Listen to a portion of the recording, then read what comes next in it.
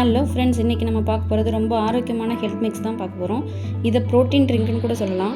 இதில் சேர்த்துருக்கிற பாதாம், பிஸ்தா, வால்நட்ஸ் மாதிரியான நட்ஸும், பம்கின், குங்குமம் மாதிரியான சீட்ஸும் ஹேர் ஃபாலை ரொம்ப கம்மி பண்ணும்.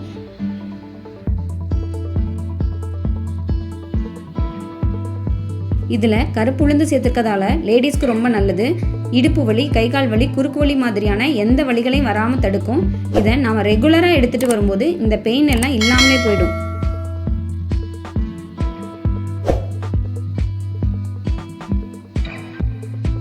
அதே மாதிரி கருப்பு கவுனி, மாப்பிள்ளை சம்பா இது மாதிரி அரிசி சேர்த்துருக்கதால சுகர் லெவலும் கண்ட்ரோலாக இருக்கும். பட் புரோட்டீன் அதிகம் இருக்கதால கிட்னியில் ப்ராப்ளம் உள்ளவங்க இதை எடுத்துக்க வேண்டாம். அப்படி எடுத்துக்கிறதுனா டாக்டர்ஸ் அட்வைஸோடு எடுத்துக்கோங்க.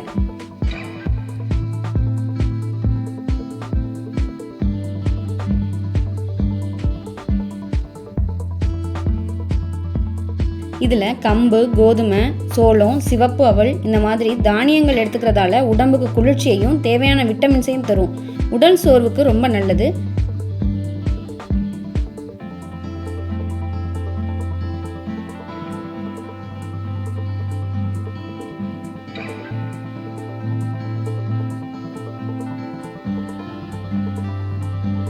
பெரியவங்க, சின்னவங்க அப்படி யார் வேணாலும் எடுத்துக்கலாம். இந்த பொருட்கள் எல்லாத்தையும் நல்லா கழுவி காய வச்சு எடுத்து வச்சுக்கணும். நெக்ஸ்ட்டு கேழ்வரகை நல்லா முளைக்கட்டி காய வச்சு எடுத்து வச்சுருக்கேன். எல்லா பொருட்களையும் தனித்தனியாக வானொலியில் போட்டு மிதமான சூட்டில் வறுத்து எடுத்துக்கோங்க. வறுத்த பிறகு எல்லாத்தையும் நல்லா ஆற வைக்கணும்.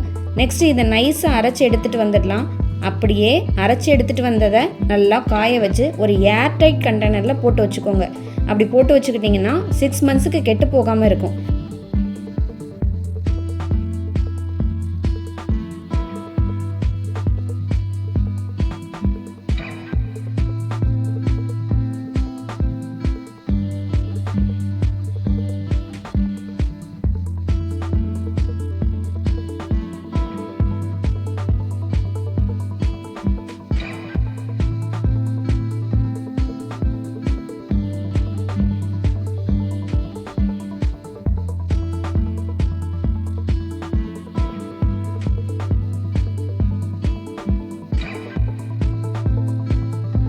சர்க்கரை சேர்க்க வேணாம்னு நினைக்கிறவங்க அதில் உப்பு சேர்த்து கலந்து நம்ம குடிக்கலாம்.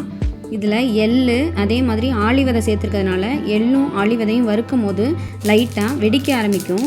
அது வெடிக்கும் போதே அது நல்லா வறுபட்டுருச்சுன்னு அர்த்தம். அதை எடுத்து நம்ம சேர்த்துக்கலாம்.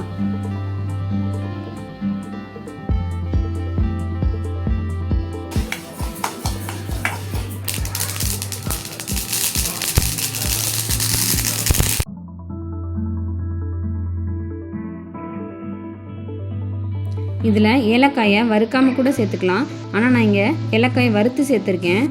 ஏலக்காய் சேர்த்துக்கிறதுனால நல்ல மணமாக இருக்கும். அதே நேரத்தில் சுக்கும் தேவையான அளவுக்கு சேர்த்துக்கோங்க. சுக்கு சேர்க்கறதுனால எந்த செரிமான கோளாறும் வராமல் தடுக்கும்.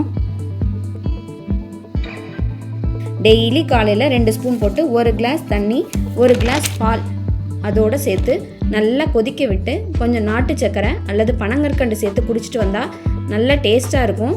அதோட டெய்லி ஸ்கூலுக்கு போகிற குழந்தைகளுக்கு பிரேக்ஃபாஸ்ட்டுக்கு பதிலாக இதை கொடுத்துட்டு வந்தால் அவங்க ஹெல்த்தும் இம்ப்ரூவ் ஆகும். அதே நேரத்தில் நல்லா எனர்ஜெட்டிக்காகவும் பிரிஸ்காகவும் இருப்பாங்க. சீக்கிரமே பசியும் எடுக்காது.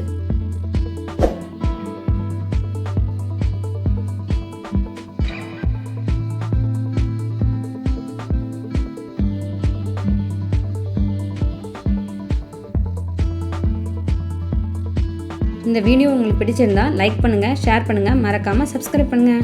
தேங்க்யூ ஃபார் வாட்சிங்.